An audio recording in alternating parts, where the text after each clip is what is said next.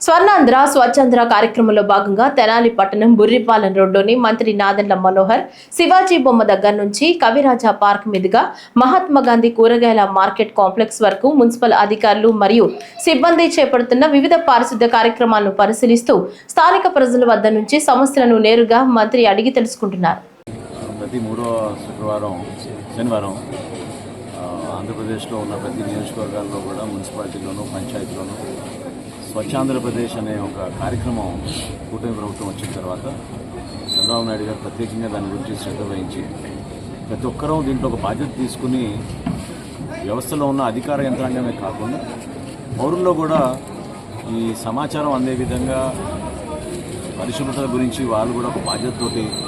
మనందరం కూడా మన పట్టణాన్ని మన గ్రామాన్ని మరింత చక్కగా దిద్దుకోవడానికి ఇది మంచి అవకాశంగా భావించి ఒక డ్రైవ్ లాగా చేద్దామనే నిర్ణయం తీసుకున్నాను.